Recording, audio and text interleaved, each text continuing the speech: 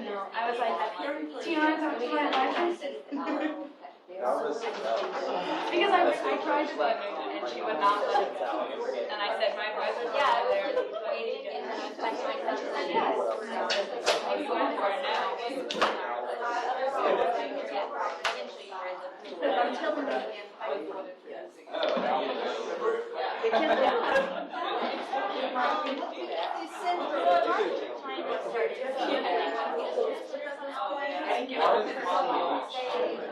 I'm not sure what just because it's a lot of like I'm using the wrong word. But we're gonna like really hit the ground. I mean, maybe Kate is unexpectedly like I don't know.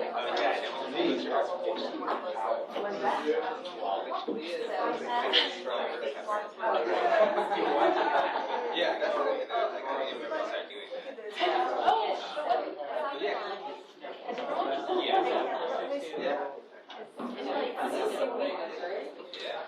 does a lot of different types of things.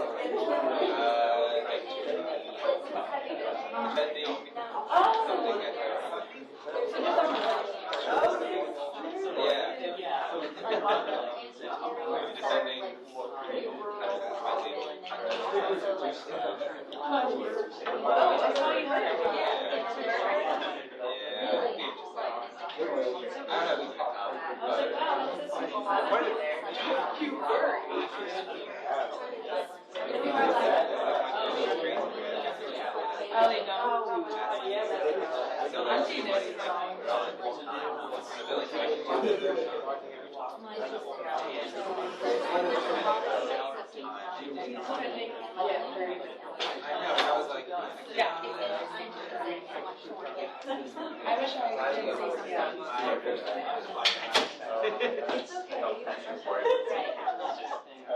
wish I could say I wish I could get into it every day.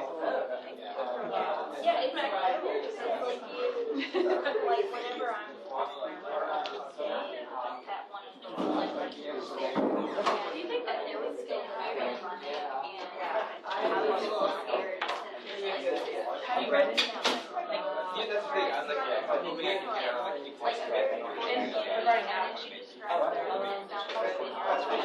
no, they're going to go to home and then they're driving like cars that added through your salary. Yeah, it seems really cool, right? Because they're trying to like, actually maybe that's the same well, not good enough to have to sit right there.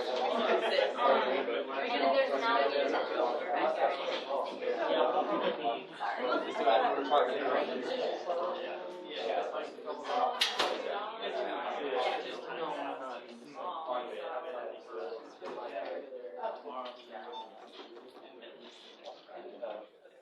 Okay, Dennis, I know you go in my direction.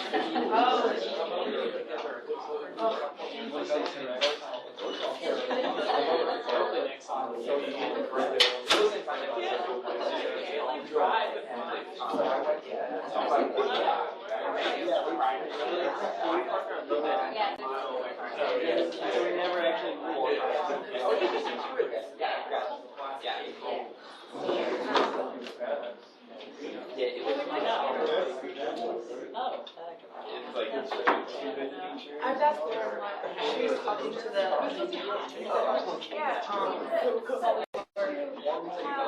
yeah, I think we were gonna oh really?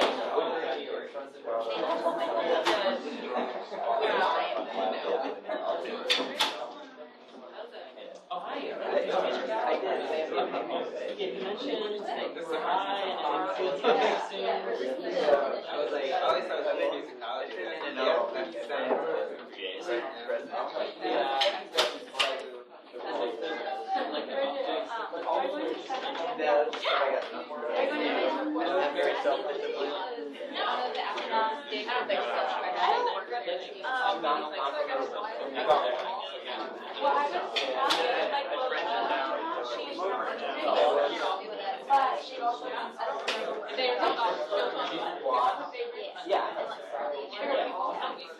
Your alley, but yeah, she doesn't do it. She does. You say that every time, and she says, Richard, you do that sometimes, and you say, I must be drunk every time.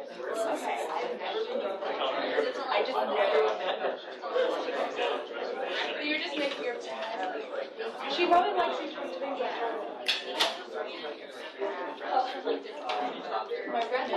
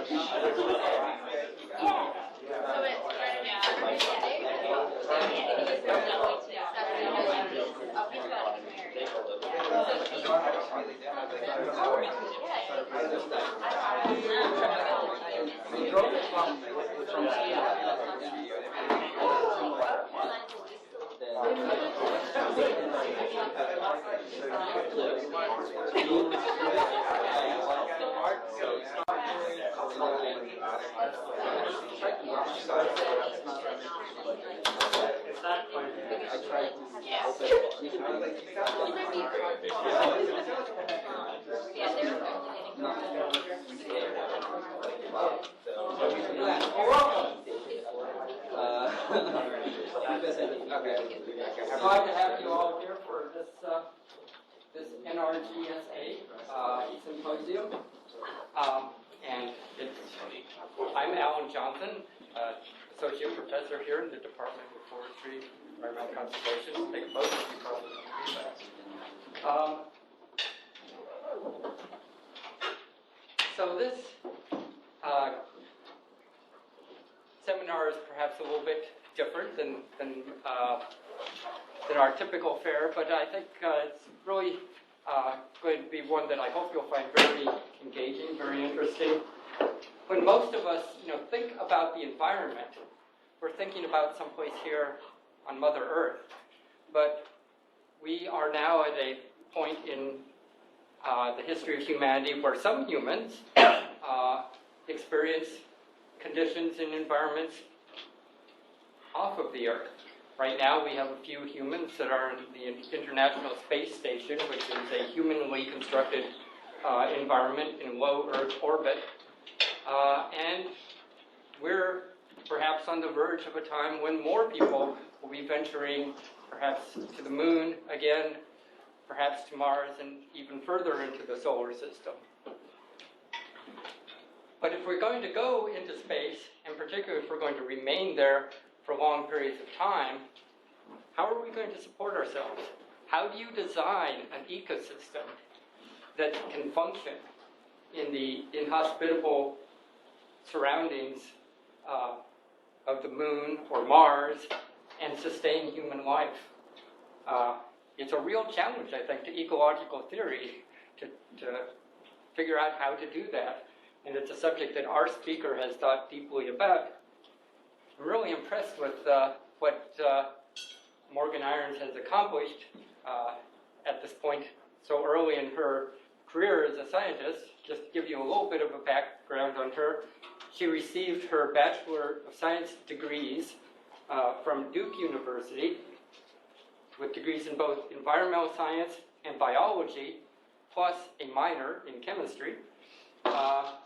She's currently a PhD student in soil and crop sciences at Cornell University, working in the lab of Johannes Lehmann. And she is also the founder of a company, founder and chief scientist for Deep Space Ecology, which is a company that is exploring the design of quasi-enclosed agro-ecosystems that we'll hear about today for use for producing food in space or here on Earth too. And she holds a patent for an ecological system model for self-sustaining and resilient human habitation. I'm sure she'll be talking about some of the ideas from that patent here. She's also very interested in promoting science education. She's worked with a nonprofit organization called the Mars Generation to inspire youth and their interest in space exploration and STEM disciplines. So it gives me great pleasure to welcome you all here and to welcome Morgan Irons.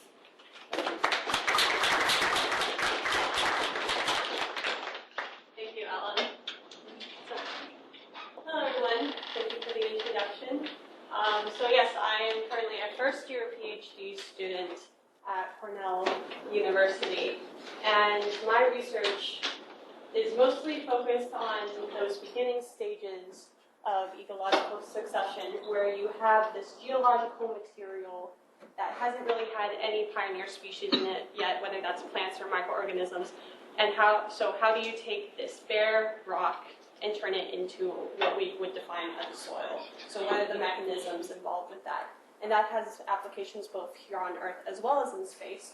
So with this presentation, I'm going to be focusing a bit more on the space side, just because it's a topic that not a lot of people hear or really know about. So, two movies that come to mind when people hear like space agriculture is, of course, The Martian. Came out in 2015. And then in 1972, there was a movie called Silent Running. And that movie was where they just had these huge closed ecological systems floating in space. Earth had gone into its apocalyptic stage, and so these systems were the last of the Earth ecology. And it's very dramatic, a lot involved with that. But when people watch these movies, one of the first questions that comes to mind is, are we actually able to grow plants in space, or on the moon, or on Mars? And I would like to go a little bit deeper than that and say, are we able to grow these plants using the in situ resources of the area wherein the agro-ecological system is based? And so, in this case, can we use those resources, whether that's the regolith or the atmosphere, and all those components on Mars or the moon to make these systems work and have plants grow? So just to give some definitions, regolith is the unconsolidated material in weathered rock that rests upon solid bedrock. We find it here on Earth as well as in space.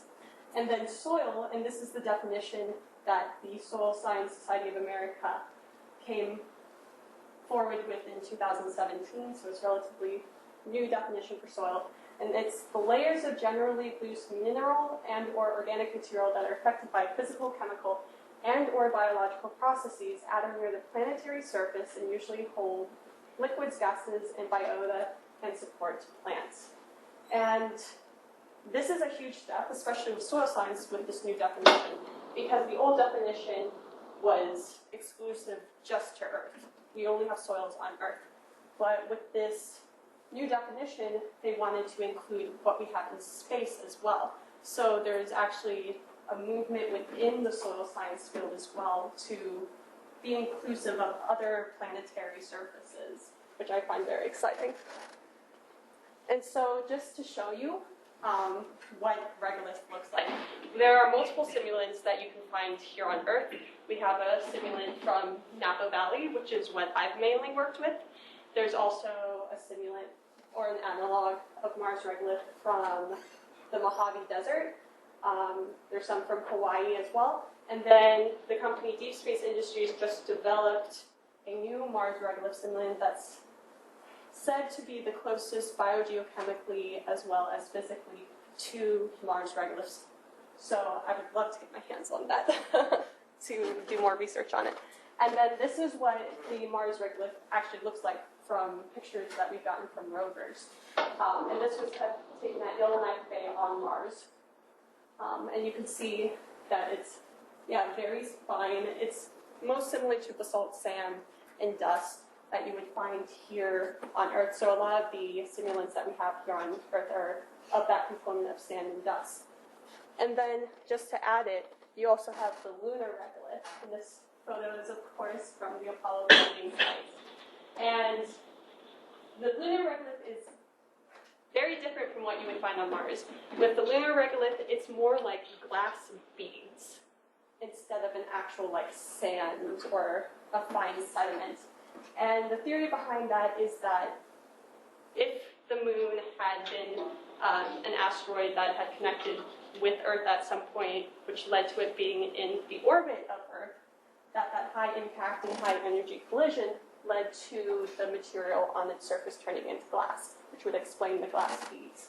And we haven't gotten any actual sampling from Mars, so most of our knowledge that we have on the regolith is based off of the pictures as well as the information we've received from Mars rovers. But we have had samples from the lunar surface, so we know quite a bit about the lunar regolith. And then, of course, part of my research is seeing how we can take these degraded, very basic geological materials and turn them into what we see here on Earth and usually think of when we think of soil. And then I also mentioned closed ecological systems in the title of my talk. Mentioned quasi-closed agro-ecological systems. So closed ecological systems are ecosystems that provide for the maintenance of life through complete reutilization of available material, in particular by means of cycles wherein exhaled carbon dioxide, fuel, and other waste matter are converted chemically or by photosynthesis into oxygen, water, and food.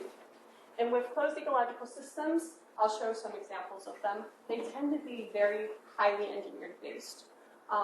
Most of them were based on hydroponic systems.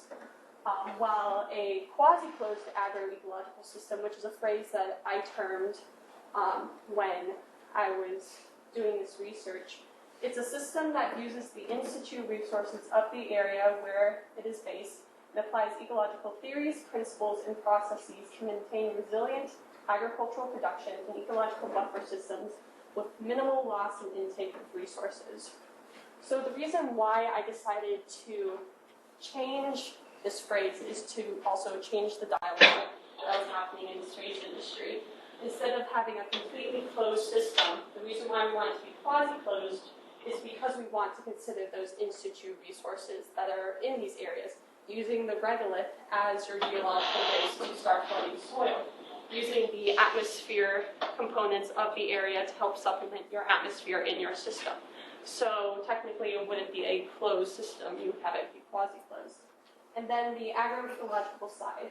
You want to not only consider an agricultural system, but also all of the principles and theories that go into how an ecosystem develops and how it remains stable or is able to be resilient when it comes to a point where it becomes unstable.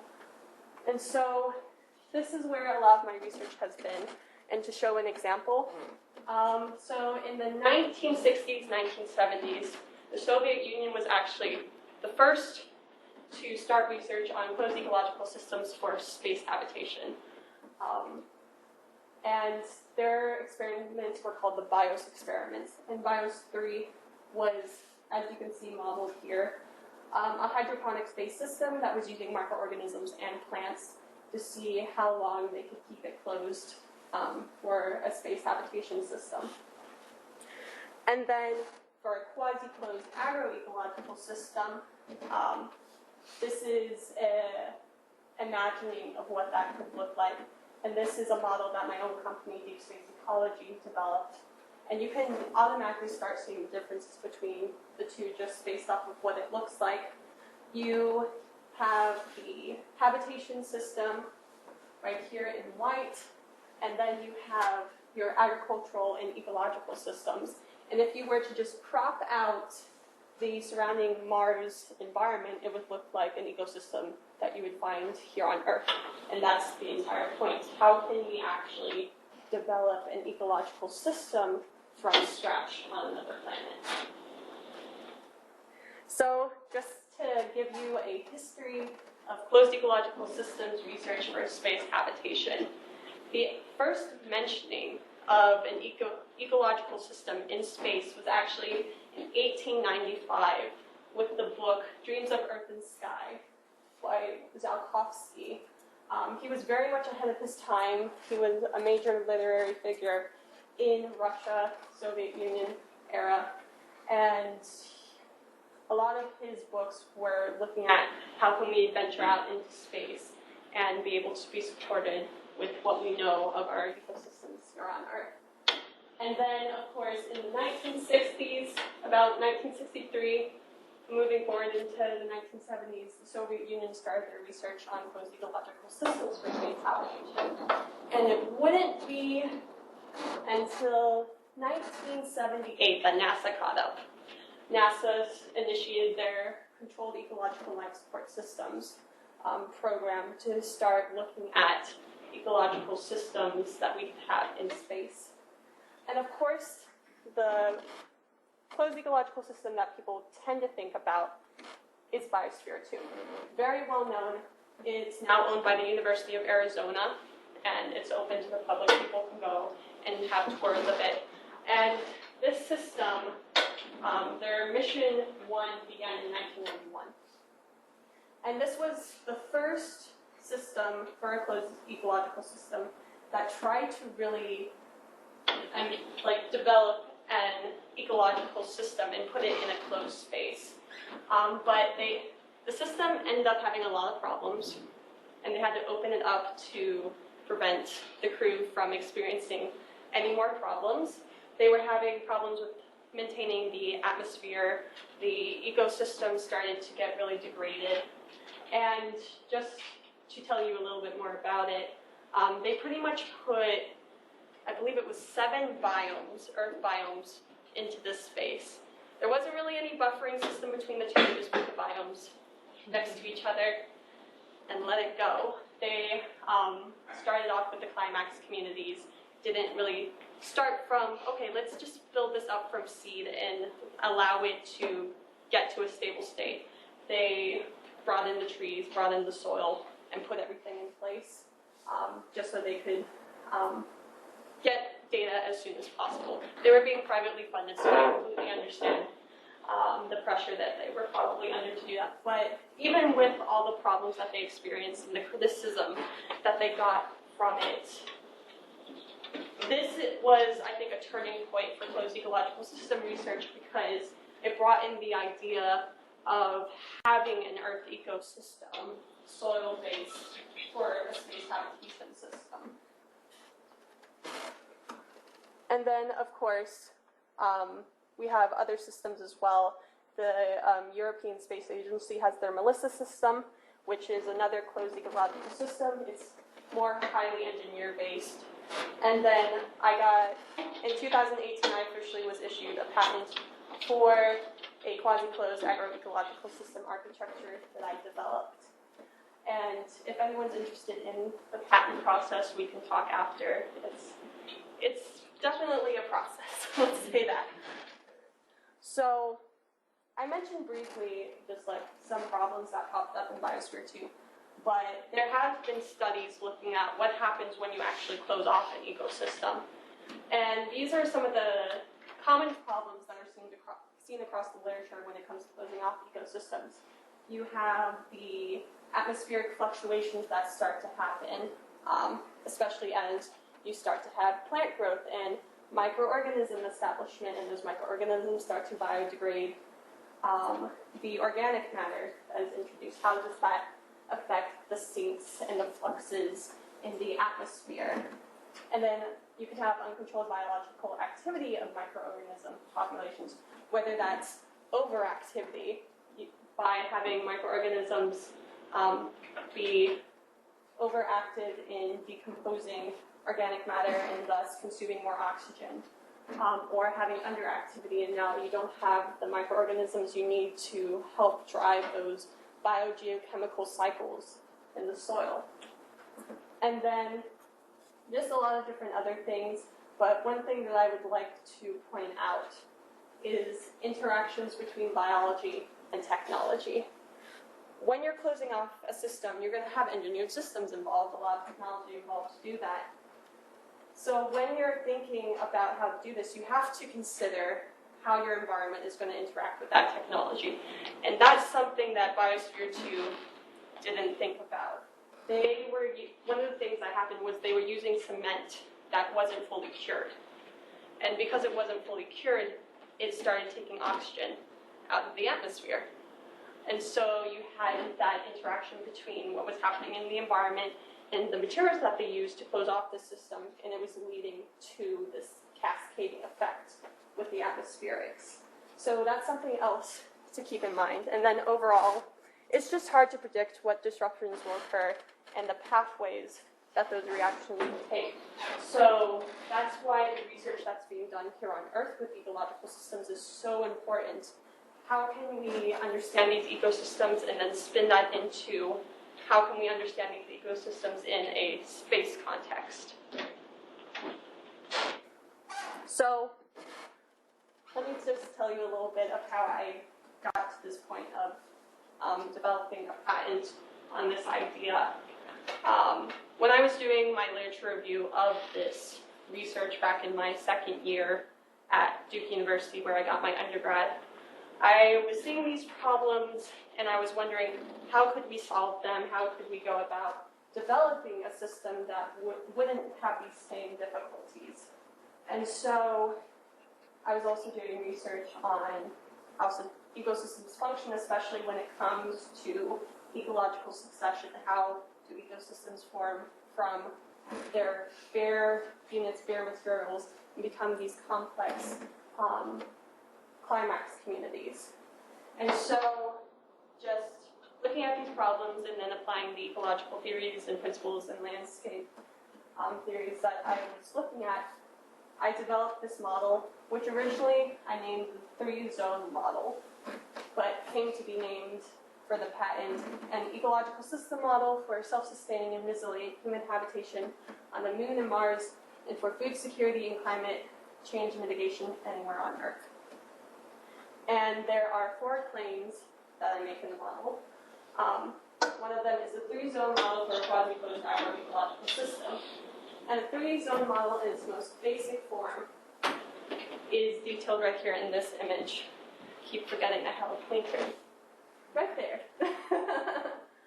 And so this idea pretty much came from just looking at social ecological systems here on Earth.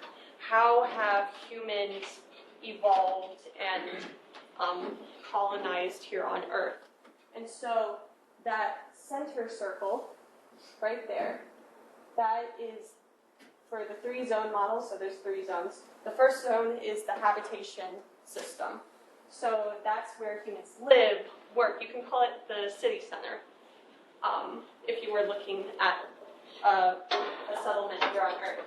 And then you have zone 2, which is the agricultural system. And this is where humans manage the crops and the plants that they need for food, for resources, for materials, for medicine. So it's very highly managed. And we see this here on Earth, where you have the city centers and then you move out from the city centers and you start to go into agricultural land.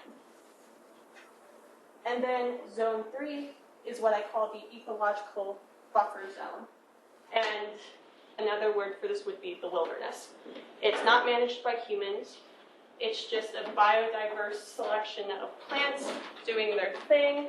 And it provides that stability and that flow of nutrients and energy to that managed agricultural system to kind of simulate an open system like what we have here on Earth, where you have agricultural land that is open to other agricultural land or to forests, things like that, and you see that exchange happening between the two that helps it remain stable, remain resilient. And so this is the most basic model for the 3-zone model, having the habitation zone, the agriculture zone, and the ecological buffer zone. And I think you need all 3 when you're approaching a closed or quasi-closed agro-ecological system model. And then the second claim that I make is expedited ecological succession. So usually when we're talking about ecological succession, it's going to take hundreds of years for you to get to that climax community. But when we're talking about creating a habitation system, we need to expedite that because we want to be able to have food and agriculture as soon as possible. So I also detail how we go about doing expedited ecological succession, using the information and the studies that have been done on ecological succession here on Earth. And then you have competitive redundancy. And competitive redundancy has to deal with having a biodiversity of plants in your system, because when you're thinking about going to an extreme environment where depending on what you're talking about, let's say Mars, you're going to Mars, none of these plants have evolved on Mars, they're not used to the environment of Mars. So if you just have one plant being your nitrogen-fixing plant and suddenly it dies, well, you no longer have that component to help you with your nitrogen cycling. So having multiple plants that perform that same function for that redundancy and compete for resources. And then if one of them dies or isn't successful in that environment, you still have that function happening in the environment. And then the ecological service reservoirs. And this is more an engineered component of the system where no matter how open you try to make the system, it's still relatively closed. So you're probably going to have a decreasing amount of nutrients available in the soil.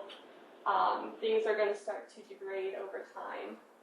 And so by having ecological service reservoirs, which could be your compost pile, or a tank that holds oxygen, carbon dioxide, things that you need, by having these reservoirs, you can pull from them when you're seeing your system lacking in these regards, and that helps you to remain resilient and help to remain stable in an extreme environment.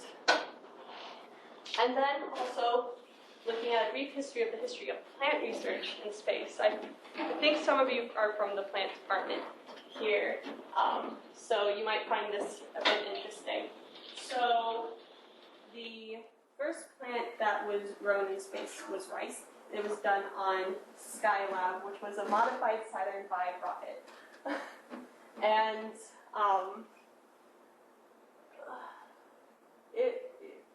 if you find a picture of it, it's pretty incredible that they were able to even get it up there. But the next plant that was brought into space was, of course, Arabidopsis. It's the plant that we pretty much know the most about. It makes sense to have that done with your research. And so a lot of research that was done with Arabidopsis, and there were multiple versions of space stations and research labs that went into low Earth orbit, especially to understand how we can grow plants in space in that microgravity environment with higher radiation levels. But I would have to say that the game changer for plant research in space or astrobiology was in 2014 when the VEGGIE system was installed on the International Space Station. And this is a picture of that VEGGIE system on the ISS. You can see it's not a lot of space. One of the restrictions for the International Space Station is the space component. So you're not going to be able to grow wheat on the ISS. Most of the plants that they grow are microgreens and dwarf species of plants because they're restricted on that space. And the technology that they use is hydroponics based. They haven't really done any soil science research in microgravity, so that's open area of research. As well as microorganism research, the NASA Biosafety Board is very, very hard to get past. Let's say when you're bringing experiments up onto the ISS, they can, if you have anything that could potentially be harmful for the crew. So for soil, that would be the particulate matter that would get into the air and affect their respiratory systems. Or for microorganisms, you're in that extreme environment, how are they going to evolve? Will a harmless microorganism suddenly evolve to be virulent? So usually if you have a system that could be harmful for the crew, you have to have double containment. And it's just a lot to consider. But back to the VEGGIE system. So yeah, this was a game changer because it devoted a space on the ISS to really grow plants from seed to maturation so that the crew could have these plants to eat while they're up there.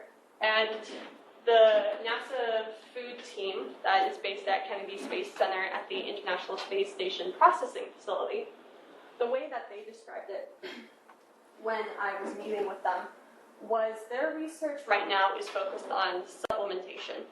So the astronauts and cosmonauts have their packaged food that they get, and then the VEGGIE system allows them to supplement that with microgreens and small plants like this. And that way they can get bursts of flavor and high nutrients. And this is to prevent menu fatigue. And menu fatigue is where if somebody's eating the same thing over and over again, they suddenly stop eating because they've gotten to this point where it just tires them out psychologically, and it can become very serious, and it's something to consider when you're thinking about what plants would you bring up into space, whether that's to the ISS or to the moon or to Mars. What are the plants you're going to bring? How are you going to create a diet that not only is able to be supported in the environments in space, but also is supportive of the psychological and physical health of the particular people you're bringing up? What's their cultural background? What agriculture are they used to eating? Things like that. And now, to get to the Mars question. There is a moon question as well, but a lot of the focus has been on the Mars question. And if you ever go to a space conference, I wouldn't dare you to ask someone would they choose the moon or Mars, because they're very passionate about it, and there's a rift in the space industry about, oh, we're only moon, oh, we're only Mars. It's pretty crazy. But we're going to focus on the Mars question here. And so, when it comes to actually eventually getting to Mars, the NASA Authorization Act of 2010 said that they would send a human crew by the 2030s. I think that's pretty reasonable with how we're advancing in our technology, especially with all the research we still need to do when it comes to agriculture in space. But SpaceX, they want to send their human crew by 2024. They would send a cargo payload by 2022 to start getting things set up on the landing site, which I think is a smart idea, having rovers go ahead and start setting things up. You could even say do that for your agricultural system to start forming it before the human crew gets there. I don't know if we're going to get there by 2024. Elon tends to be gung-ho, while everyone else is like, no. But yeah, there has been research that's been done on growing plants in Mars regolith simulant and moon soil stimulants, as well as looking at microorganisms in stimulant and how they would react, as well as more theoretical of if we were to introduce like cyanobacteria into the environment, here's what we think would happen based on what we know. And then when I was at Duke University in my undergrad, I decided to test this out. So I had this large-scale Mars regolith simulant experiment looking at different pre-treatments that I could add to the regolith to see if I could get plants to grow and microorganisms to be established in that simulant. And I used the Napa Valley Mars regolith simulant for this. And so the name of my thesis experiment was the development of ecological and environmental mechanisms in sterilized Mars regolith simulant to drive primary succession in the establishment of a closed ecological system on Mars. And I was very lucky to have the assistance of 3 graduate professors. At Duke, nobody's doing space research. The only people who are doing space research at Duke are the medical school. They send cells up there to see how they would react in microgravity. Excuse me. So I kind of had to cold call people and say, hey, you're doing this. Would you be interested in this as well? So I got fights from these 3. It's all good. As you can see, I had Dr. Jim Heffernan. He helped me with a lot of the initial literature review and actual development of this idea of the 3-zone model that became my patent. And he's a professor of ecosystem ecology and ecohydrology with the Duke Nicholas School of the Environment. And then Dr. Justin Wright from the biology department, he helped me with the actual large-scale experiment that I'm about to talk a little bit about. And then Dr. Daniel Richter, professor of soils and forest ecology, he helped me with the soil analysis side of the experiment. So these are the plants and microorganisms and other things that I was working with in this experiment. So of course you have the Mars regolith simulant, and I completely sterilized it, assuming that Mars doesn't have microorganisms on there. We don't know yet. We should have a better idea with the Mars 2020 rover that's going up. But just assuming that there is no life on Mars, we would start off with the sterilized experiment. And then I was looking at golden peas, Sonora wheat, broccoli, rapeseed, and French squirrel, and looking at different combinations of growing those together. And, excuse me, you get a drink of water.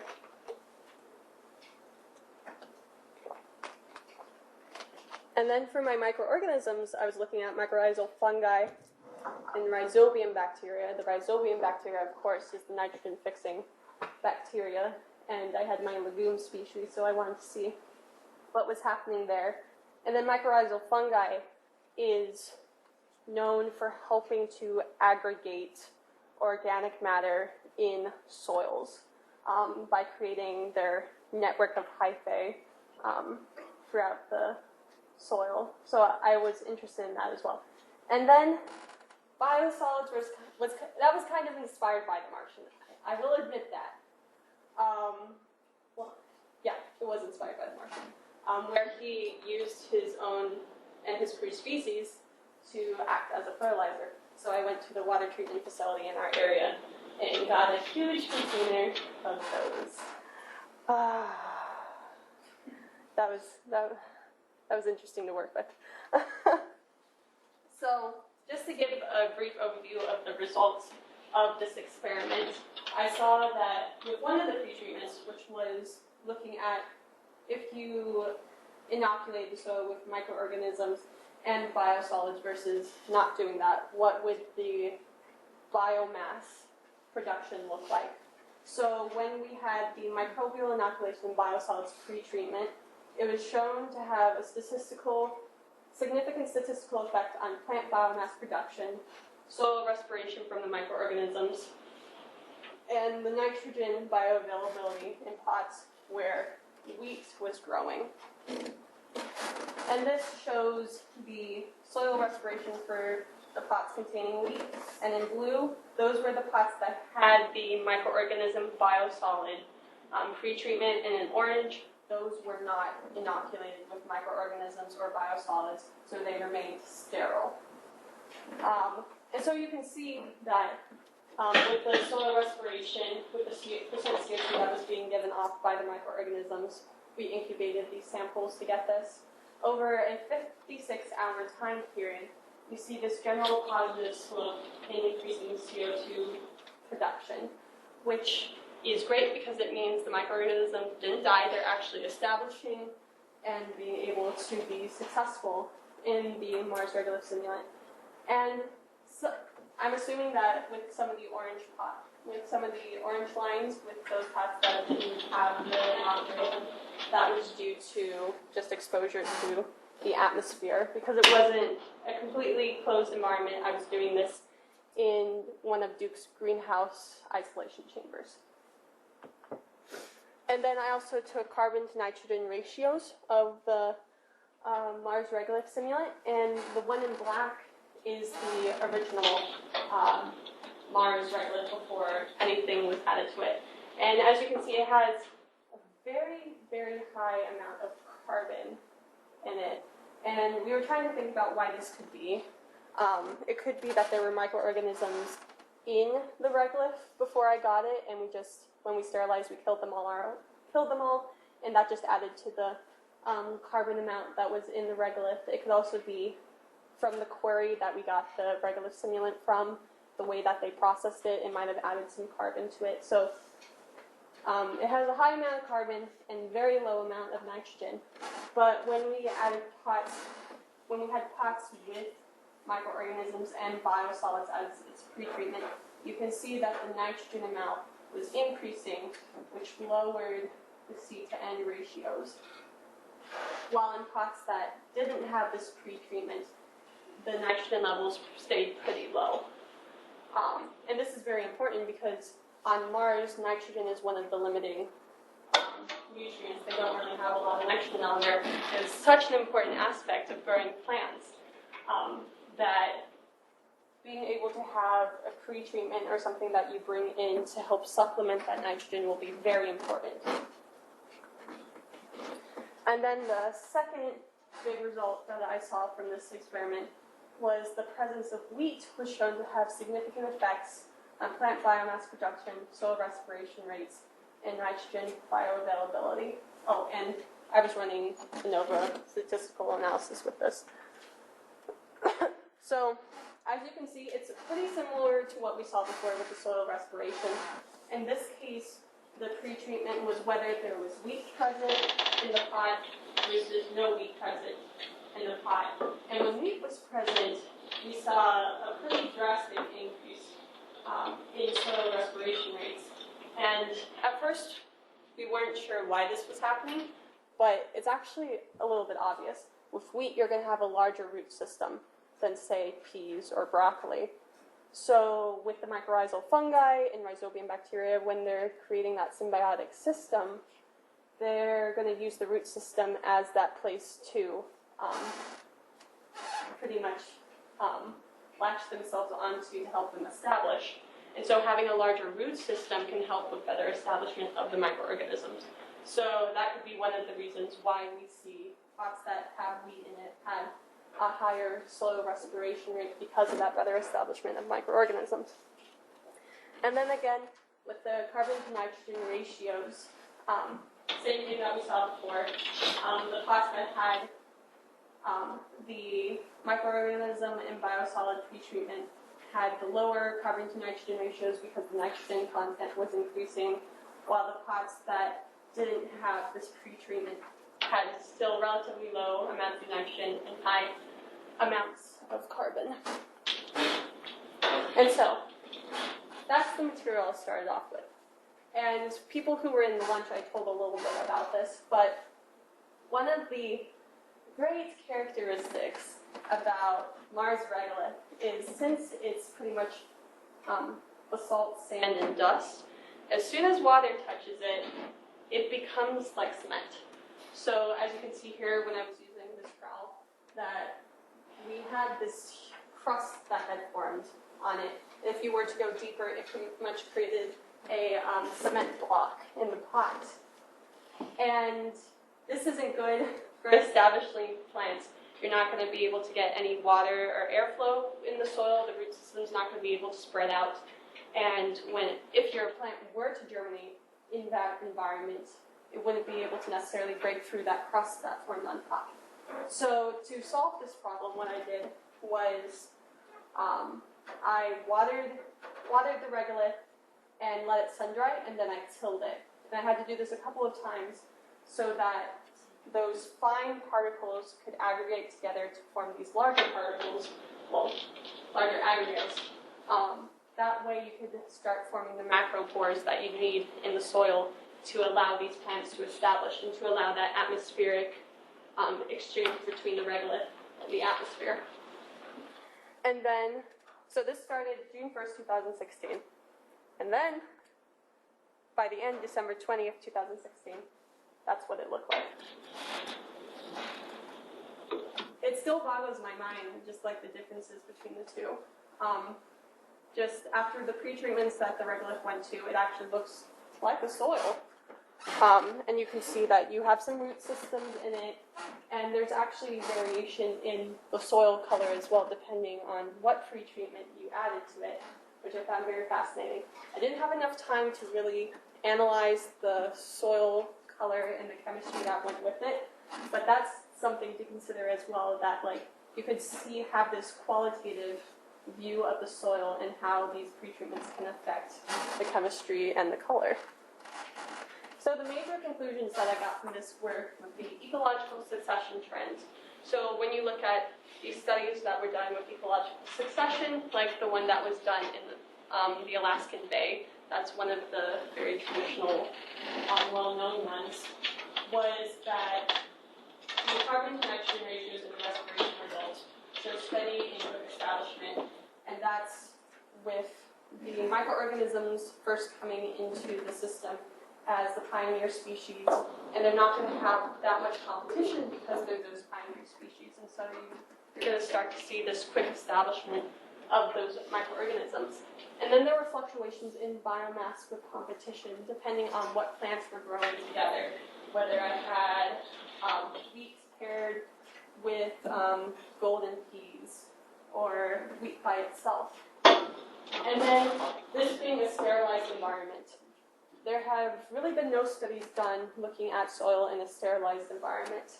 There was one study done in 1979 where they were looking at a particular bacteria in sterilized soil, but I haven't really found any other studies. And this is so important because, like I said, the absence of microorganisms in that environment lead to little competition, which can lead to fast establishment for microorganisms. So that can affect the microbial composition that you have in your soil when you first start out. And then the implications that come from this study. So such a study and studies that we still need to do could lead to us learning how to expedite the biological feedbacks and biogeochemical cycle formations that we need in soil to establish plants and microorganisms.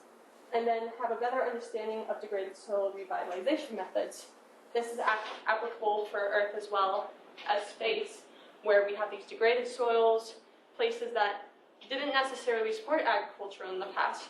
How can we take these soils and vitalize them for agricultural use, especially when we're talking about food insecure areas? Because technically space is a food insecure area, just like places in Africa are food insecure. Or we have food deserts in our urban spaces as well. How can we use those in situ resources in those areas to establish an agricultural system? And then, of course, understanding sterilized environments, since we don't really have as much knowledge about sterilized soil environments. How does that affect your microorganisms and your plants and the long-term effects of that environment? And then over the long term, increasing the stability of quasi-closed agro-ecological systems and agro-ecological systems that we have in extreme environments. So whether it's in a closed system or just out in an extreme environment here on Earth, how can we understand soils better to be able to create that stability to allow these systems to survive in these environments? So I have a little video for y'all. So I've mentioned it before, like a lot of my undergraduate research was focused on the Mars side, on the space side, seeing what we could do to establish an agricultural system on Mars. But with my PhD research, where I'm focusing on soil and crop sciences, it not only has that space application, but also an application for the Earth side.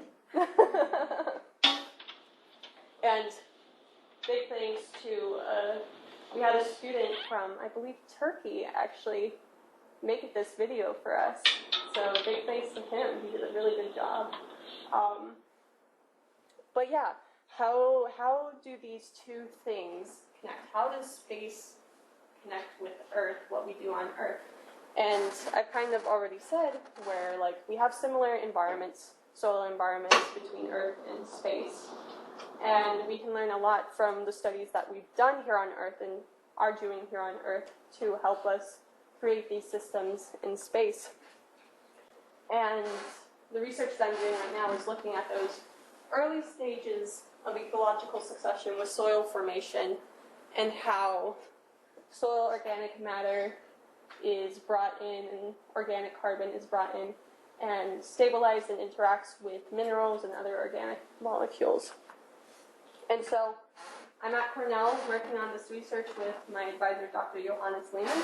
He's a professor in the field of soil and crop sciences. A lot of his research is in soil biogeochemistry and soil fertility. He's mostly known for his biochar research, especially in Africa. He does a lot of biochar research in Africa. And then, briefly mentioned at the beginning, I do own a company called Deep Space Ecology. And I co-founded this company with my dad at the end of my junior year at Duke. And this company was founded based on the research that I had been performing up to that point, as well as going to a space conference and being exposed to what's happening in the space industry. believe it or not, just like, this seems like a very important topic when you're bringing people to space. They need to be able to eat to survive in such an environment. But when I went to the space conference, nobody was talking about it. It was only, oh, rockets and engineering and mathematics and stuff like that. But if agriculture was mentioned, it was very nonchalant and was like, oh yeah, we'll have an agricultural system. Silence.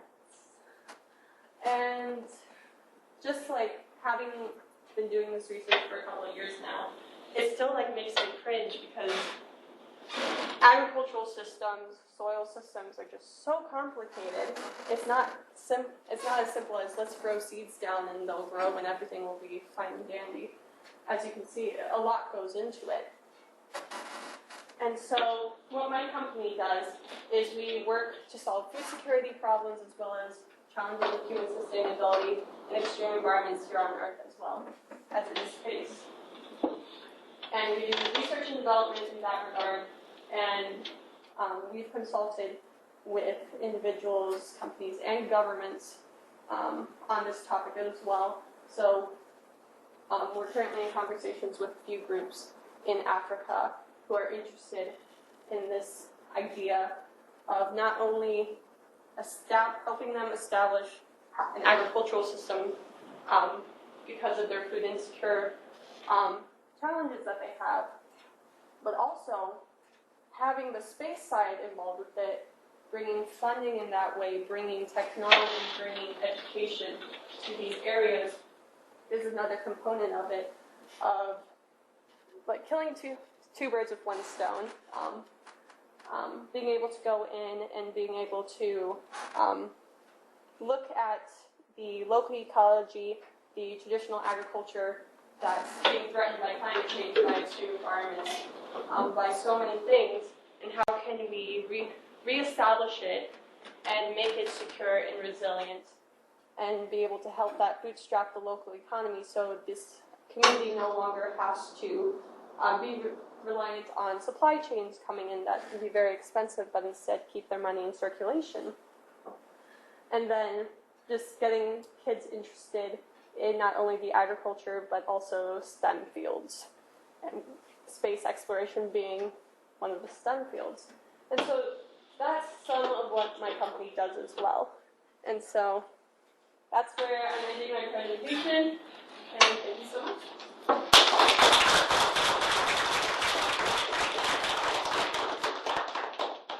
One thing I forgot to mention in my introduction is that sort of our tradition with this seminar series is afterwards we often head down to Nick's where we can have some conversation and enjoy some beverages. I'm sure we'll be heading down there. So I wanted to mention that before people started dispersing. Anyone is welcome to join us there, but I'm sure Morgan would also be very happy to take some questions now. So, you know. Yeah. If there's no questions, I actually, there is. What's the photo period on Mars? So, let's see. A day on Mars, if I remember correctly, is about 26 hours. So it's a little bit longer. They call them sols. So 26 hours of continuous light? No, 26 hours in a day for them. So that includes sunlight as well as darkness, which is different from what you would have on the moon. On the moon, it's 7 days of continuous darkness and then 7 days of continuous light. So that's something to consider as well. So 26 hours, how many are light?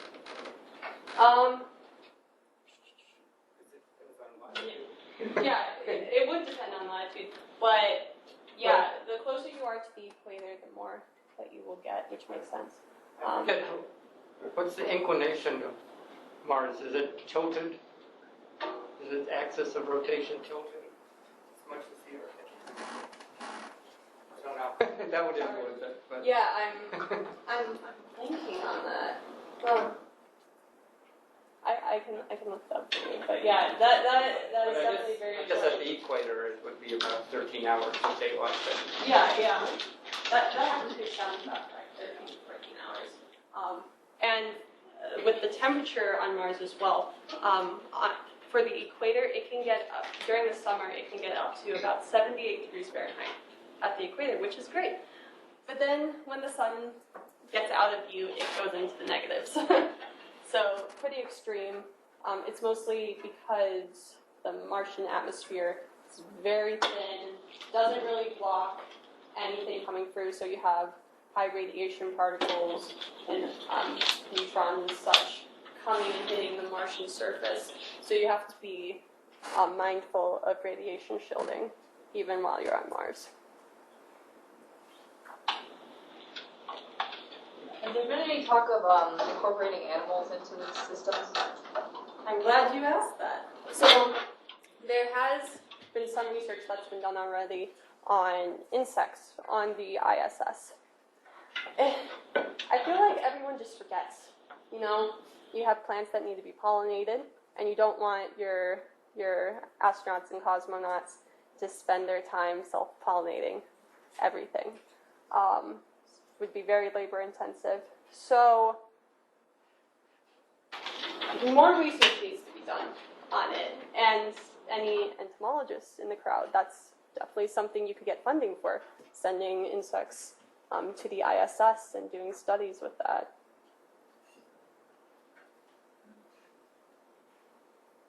Any other questions? I do have one last video. It was so big it couldn't really fit in the slideshow. But it's pretty much a walkthrough of what a quasi-closed agro-ecological system could look like on Mars. And this is another design that my company came up with. Yeah, so here's what it could look like. It's beautiful. One question that people ask us is why would we have some plants exposed to the light instead of having everything buried under Simulant or enclosed, under Regolith or enclosed to prevent radiation from hitting it. And one of the explanations that I give is you want plants that are, of course, protected from the radiation because you need that stability with your agricultural system to begin with, so that you're getting the food that you need.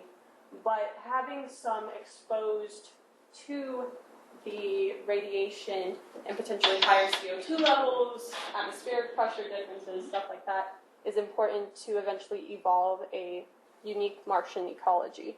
Because when you're talking about having long-term habitation on Mars, if you try to keep everything Earth temperature, Earth atmospheric pressure, stuff like that, then if your system fails because you're so reliant on that engineering to keep it that way, then you're most likely going to have to abort because your agricultural system is going to start to fail because it hasn't been through a process of being naturally selected in that environment. So there's definitely a lot of room for research. Not a lot of research has been done in this regard, especially being exposed to elements that are similar to the Martian environment. So a lot of research needs to be done on exposure to lower atmospheric pressures, higher CO2 levels, which are applicable to climate change, and other such things, just to get a better idea. And that's why I think that we're not going to Mars by 2024 if we want to have a good agricultural system to support us. What's the possibility of having a mineral element in the Mars regolith that would be toxic to plants? Perchlorates. So, yep, there is one. It's called perchlorates. And perchlorates is a chemical that causes hypothyroidism in humans because it blocks the iodine uptake receptor. And we have perchlorates here on Earth, which I have to chuckle sometimes at this because a lot of people in the space industry ask me this question, and I'm like, just Google it. There are research papers that have been done in Nevada, in Southern California, because there is perchlorate contamination in soils and water there. Because perchlorates are used in rocket fuel in explosives, in some fertilizers, as well as like fireworks. And so there are contaminants that get out into the environment, and so there's been studies on the water solubility of perchlorates.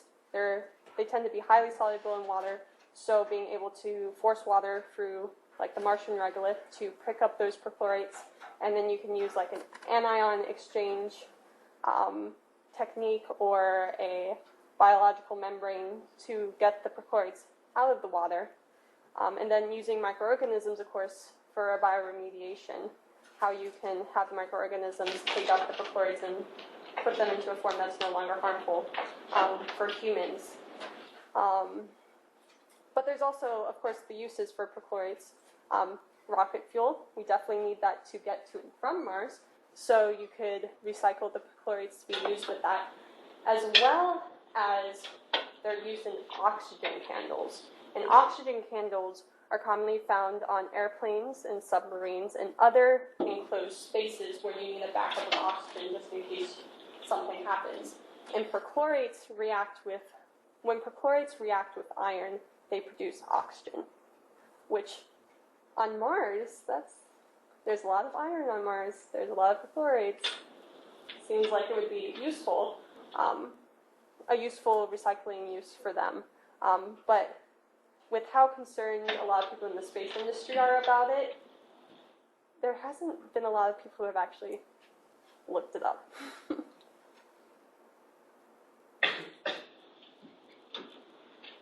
Which is why we need interdisciplinary work. We need people from outside the space industry who are experts in the environmental, ecology, entomology fields who better understand these systems and these organisms, and just how can we apply it to a change of environment. In this case, it's just going from Earth to space.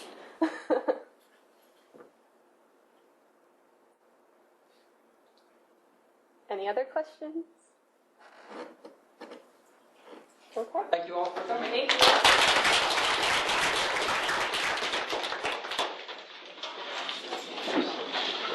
Yes.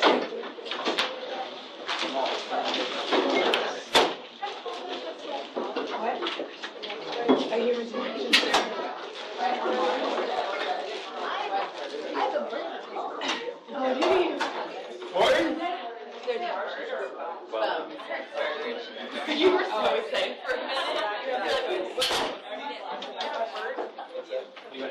What did you do yesterday? What did I do yesterday? Yeah. I worked before you worked until 7. I worked the whole day. What do you mean? I don't know. What did you happen to do with Carmen? I would never want to go there. What did you do? Work. I am terrified. Oh yeah. What did you drink? It's the bone. I didn't drink anything. But I didn't drink anything. She just put it on my desk. She like in the middle of the day. So she called me. She's like, I was like, wow, that's fast.